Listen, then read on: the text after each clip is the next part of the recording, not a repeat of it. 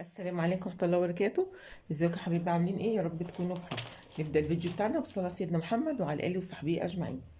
أنا اسمي نادية، يا رب قناتكم بتعجبكم وتستفادوا منها.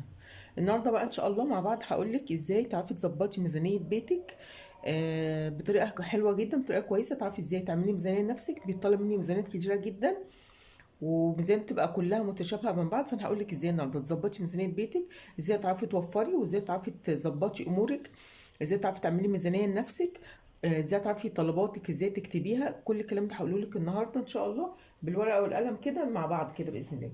اول حاجه، احنا اول ما نمسك مصروف البيت زي ما قلنا كتير احنا نحمد ربنا عليه، ولئن شكرتم لازيدنكم، ونطلع الصدقه بتاعتنا عشان ربنا يرزقنا البركه ايه في الفلوس بتاعتنا.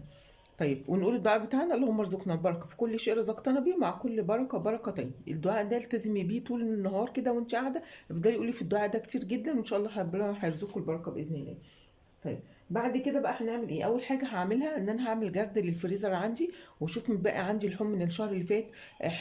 حته لحمه مفرومه، حته لحمه، حته بانيه، حتتين بانيه، اي حاجه موجوده عندي ايه هكتبها وابقى عارفاها كده بالورقه والقلم، وهكتبها عندي وهكتب كل الموجود عندي.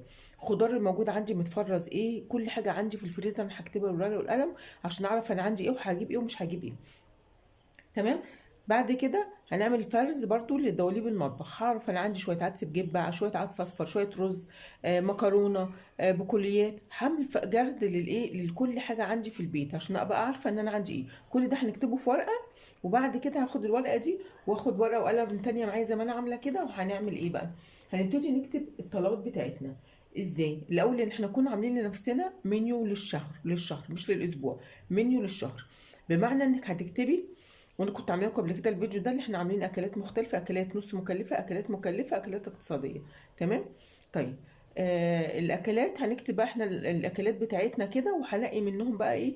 مثلا انت في الاسبوع بتعملي مره واحده اكله حلوه، وبقيه الاسبوع بتقضيها مثلا اكلات نص مكلفه. ممكن تكوني بتعملي اكله واحده حلوه وبقيه الاسبوع بتقضيها اكلات اقتصاديه. فانت وميزانيتك حسب طبعا مصروف بيتك وحسب ميزانيتك. تمام.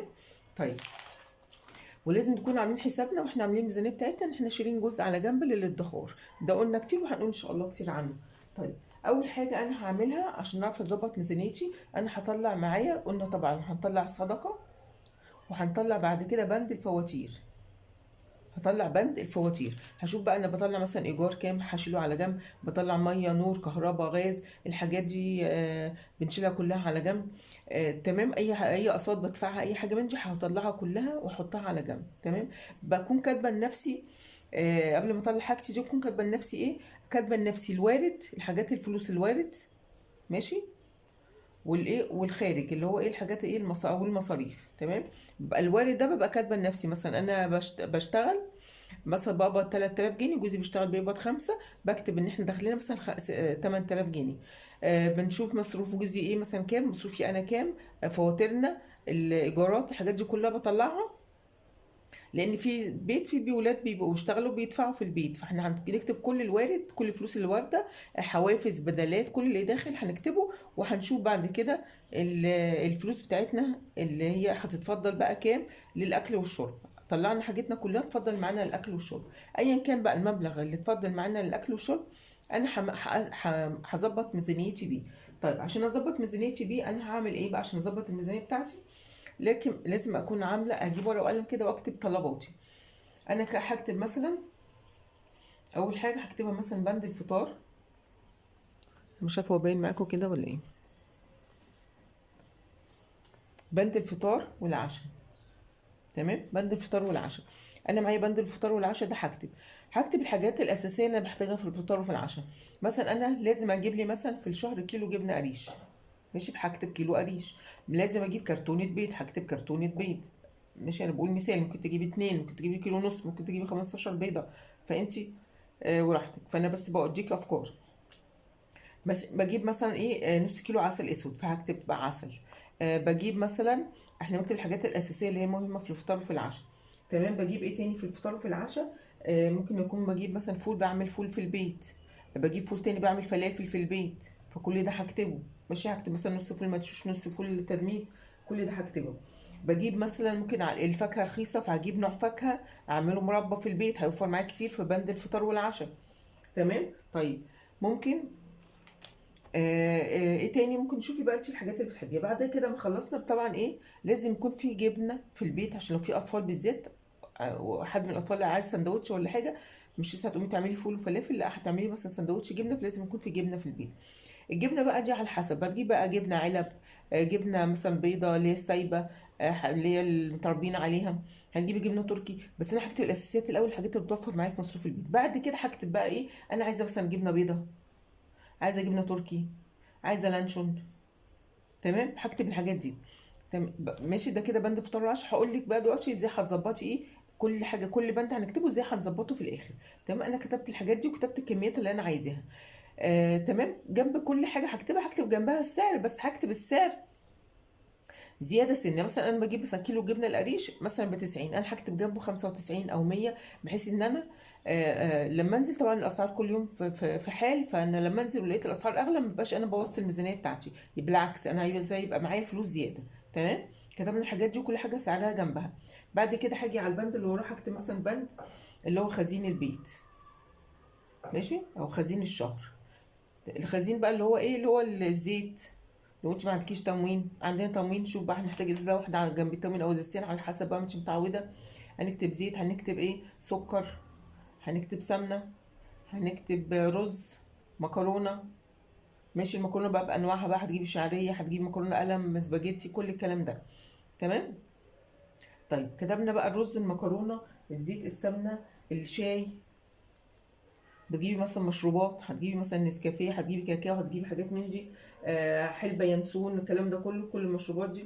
تمام. هنجيب ايه تاني بنجيبه، التوابل.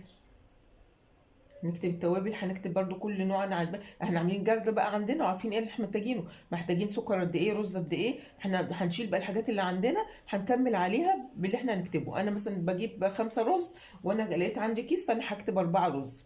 عندي 2 مكرونه وانا بجيب 5، هكتب 3 مكرونه. التوابل هشوف عندي توابل موجوده ايه. التوابل الموجوده عندي انا هكمل عليها، مش اللي عندي بقى خلاص مش هجيبه، ادامي هيمشيني بقيه الشهر خلاص مش هجيبه.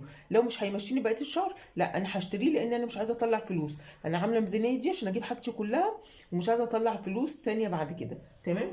الحاجات دي كلها هتتجاب بالشهر، وهقول لك ايه اللي هيتجاب بالشهر وايه اللي هيتجاب بالاسبوع عشان اعرف انظم ميزانيه بيتي. تمام. طيب هنا بقى كتبنا التوابل. هنشوف بقى برضه لو بنجيب بقوليات، بتجيبي مثلا عدس اصفر، بتجيبي عدس بجبه، بتجيبي لوبيا، فاصوليا، هنكتب كميه البقوليات اللي احنا عايزينها. ده بناء عليه على المنيو اللي احنا كاتبينه. احنا كاتبين المنيو بتاعنا، كاتبه مثلا انا عامله مره فاصوليا بيضه، هجيب ربع فاصوليا بيضه. كاتبه مثلا هعمل عدس بجبه، هجيب ربع عدس. فاهمه يعني كل اللي انت كاتباه في المنيو بتاعك احنا ورقه المنيو مكتوبه معانا، وورقه الحاجات اللي موجوده في الجرد اللي احنا عاملينه معايا، دي معايا ودي معايا. وهمسك بقى ورقه وقلم هكتب الحاجات اللي ناقصاني اللي انا هحتاج اجيبها. كده مش هتحتاجي ولا حد يعمل لك ميزانيات، ولا هتحتاجي ايه ان انت او هتعرفي تظبطي ميزانيه بيتك بنفسك بعد كده. تمام. خلاص كتبنا بقى احنا كده كل الحاجات اللي احنا محتاجينها. تمام. انا كاتبه لك كل حاجه بالظبط عشان هي دي الحاجات اللي بتبقى بتطلب في البيت كل شهر. طب هاجي بعد كده على بند ايه، بند المنظفات، وده اكتر بند انا بعرف اوفر فيه من مصروف البيت. تمام. انا هشوف بقى بحتاج قد ايه، مثلا اوكسي او باهي، هشوف الحاجات اللي هي ايه على قد ميزانيتي. مثلا في باهي حلو جدا وبينظف، ومن الحاجات اللي انا بقيت معتمداها دلوقتي بصراحه. باهي ده هتجيلك مثلا كيلو، هنقول مثلا ب 60 جنيه، انا هزورك بزياده، هنقول ب 60 جنيه الكيلو. تمام. هتجيبي لك كيلو باهي ب 60 جنيه. هنقول او ايا كان بقى، بس هتجيبي لك كيلو مثلا في الشهر. كيلو هيكفيني في الشهر ناجي؟ هقول لك ازاي هيكفيكي في الشهر. بعد كده هنجيب ايه تاني، بعد هنجيب 2 برسيل جل مثلا، اللي هو السايب. ده هيوفر معايا كتير جدا في مصروف البيت. انا بجيب الباقي مثلا الهدوم للفوط والملايات والهدوم اللي هي الفاتحه. اما تيجي بقى تغسلي هدوم، مثلا تكون مثلا الصيف داخل علينا والهدوم بتتلبس، ممكن تغيري لولادك مره او مرتين في اليوم، في الهدوم بتبقى نظيفه، بس هي عرق بقى وكده يعني. فانت هتحطي معاها شويه برسيل جل، الهدوم اللي هي مش محتاجه غسيل كتير بنحط برسيل جل. واشوف مثلا اجرب كذا حد عنده برسيل جل في المنطقه عندي لغايه ما الاقي حد الحاجه بتاعته، يعني حاجته تكون كويسه، مثلا ان هي ايه، جودتها كويسه، يعني ان هي حاجه تجيبيها اقرب اللي هي الشركات شويه، يعني تشوفي مثلا حتى لو هي اغلى جنيه او 2 جنيه، بس ده بالنسبه لي ده بينضف وحلو وايه وهيوفر لي، لان انت لو جبتي رخيص هتفضلي تحطي نص اللتر اللي انت جايباه والغسيل مش هينضف. لكن لو انت جايبه حاجه الكواليتي بتاعتها كويسه او الجوده بتاعتها كويسه، هتحطي منها مكيال صغير هتلاقيها نضفت وعملت مكان مفعول. فلازم نفهم التوفير صح. يبقى كتبنا مثلا كيلو من المسحوق اللي احنا بنجيبه، هنجيب مثلا عليهم 2 برسيل جل ونمشي الدنيا. علشان الحاجه دي تفضل معانا برضو هجيب معايا ايه، كلوركس الوان. كلوركس الوان من اللي هو السايب، تمام. برضو ده هيبقى لو حطيتي منه حبه صغيرين كده على البرسيل الجل او على الباقي هيخلي الدنيا معاكي زي الفل وبتنضف. انا بستخدمه مع البرسيل الجل اللي هو السايب. طيب معانا برضو اللي هو الباهي ده برضو عشان يديني بقى النظافه الابيض حلو جدا. هجيب عجينه، في حاجه اسمها عجينه، عجينه بتبقى بيضه كده عند بتاع المنظفات، قولي له عايزه مثلا ب 10 جنيه عجينه، ب 5 جنيه عجينه. بيديكي حبه بتحطي مثلا معلقه منهم مثلا على الغسيل بتاعك، بيخلي الغسيل زي الفل، تمام. في حاجه كمان ان احنا ممكن نعمل برضو من الزيت الفايض عندنا. هعمل الصابون اللي هو في البيت، الصابون الحتت ده بتاع زمان البلدي ده، وهبشر منه على الكيلو باهي اللي انا جايباه ده، هبشر منه على العلبه. مثلا فضيه في علبه في جردل في اي حاجه، وهبشر منه صابونه عليه، هيخلي الغسيل بتاعك زي الفل وهينضف معاكي كويس جدا. ممكن تجيبيها برده تعملي وتاخدي لك واحده تدعكي بيها اللياقات والاساور بتاعه الولاد، هتخلي الحاجه هدومك زي الفل ونضيفه، تمام. لو اي بقع برده اي حاجه بتدعكي بيها بتطلع ايه البقع والحاجات من دي، تمام. هنكتب برضو احنا ايه تاني بنحتاج ايه تاني في المنظفات. بنحتاج بتشوفي بتجيبي ليفه او اتنين على حسب برضو ما انت بتستخدمي. هنجيب دوني، ماشي. عايزه تجيبي فيبا هتجيبي كلور من العادي للتنظيف هتجيبي. في برضو صابون المواعين، ماشي. ده كل اللي احنا محتاجه في المنظفات. في بقى الشاور جل برضو هيوفر معاكي كتير، ماشي. هتجيبي شاور جل، هتجيبي لك مثلا 2 لتر من السايب ده يقعدوا معاكي الشهر كله، تمام. اوفر من الصابون بكتير. طيب ده بند المنظفات، وكل حاجه هكتب جنبها سعرها، كل حاجه هكتبها جنبها سعرها، تمام. طيب بعد كده هاجي على بند بقى ايه، اللحوم، ماشي. طب اجي بند اللحوم هكتب فيه ايه، اللحوم اللي انا بجيبها كل شهر. انا مثلا متعوده بجيب فرختين كل شهر فهجيب فرختين، بجيب فرختين كبار هجيب فرختين، بجيب 3 صغيرين هجيب 3 صغيرين على حسب انتوا ميزانيتك. بجيب مثلا لحمه قطع بجيب كيلو ونص مثلا من اللحمه فهاجي اكتب كيلو ونص لحمه. بجيب 2 مفروم هكتب 2 مفروم. بجيب كيلو بانيه هكتب كيلو بانيه، ماشي. بجيب نص صدوق هكتب نص صدوق.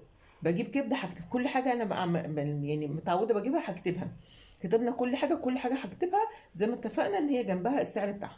لو لسه بقى ما اشتركتوش في القناه تشرفوني بالاشتراك في القناه، ويا ريت تعليق حلو منكم ولايك، لان الفيديو اللي فات واقع خالص يعني، فالله المستعان يعني. فعلشان اكمل في القناه والقناه تكبر يا ريت تعليقات كده ولايكات عشان الفيديوهات تترفع يعني. طيب بعد كده احنا خلاص كتبنا بند اللحوم وكتبت كل اللي انا محتاجاه في اللحوم، واللي انا بناء على المنيو بتاعي اللي انا كاتباه. انا كاتبه مثلا يوم هعمل فراخ مثلا وصين بطاطس هكتب فراخ معايا. يوم مثلا هعمل كفته ومكرونه هكتب كفته. يوم هعمل بانيه ومش عارفه ايه هكتب قد ايه بانيه اللي انا محتاجاه، وهجمع كل اللحوم بتاعتي واكتبها هنا، تمام. بعد كده معايا بند الخضار والفاكهه، ماشي. بند الخضار والفاكهه ان شاء الله في الاخر هجيبها لكم كده عشان تاخدوها سكرين شوت. طيب بعد كده بند الخضار والفاكهه، هجيب بند الخضار والفاكهه ازاي. انا بند الخضار والفاكهه بخصص له مثلا ده بجيبه بالاسبوع. يعني انا بحب بصي الفطار والعشاء، اللحوم الاول هنجيبها بالشهر لانك بتعرفي تطلعي منها كميات كبيره، تمام. المنظفات برضو هتجيبها بالشهر او كل اسبوعين. الفطار والعشاء هنجيبه كل اسبوعين، الخضار والفاكهه هنجيبه كل اسبوعين، ده هيوفر معاكي كتير. طيب بعد كده الخضار والفاكهه هنجيب ايه مثلا. انا بناء برضو على المنيو بتاعي ببقى كاتبه الخضار اللي انا هطبخه، ده هكتب له اي خضار انا هطبخه، هكتب اي خضار اللي انا كاتباه في المنيو بتاعي اللي انا هطبخه. معانا البقوليات ما ننساش ان احنا كاتبين برضو البقوليات، فانا هكتب الخضار بتاعي. هكتب بقى ايه تاني من الخضار غير الخضار اللي هطبخه. هكتب مثلا محتاجه بطاطس، طماطم، فلفل، ليمون، بس بلاش الليمون دول عشان غالي، تمام. هكتب مثلا خيار، تمام. هكتب بقى كل الخضار اللي انا محتاجاه وغير الخضار اللي انا محتاجاه للطبيخ. برضو الفاكهه هكتب الفاكهه الانواع اللي انا هجيبها. احنا هنجيب ال 15 يوم، فهتجيبي مثلا فاكهه مقفوله زي الكنتالوب وهتحطيه في درج الثلاجه، وده هتخليه بقى لاخر الاسبوعين لما تخلصي الفاكهه بتاعتك التانيه. مثلا هتجيبي الخوخ ده ما بيلوش عمر فهيتاكل على طول. مثلا البطيخه ممكن تشيليها ماشي.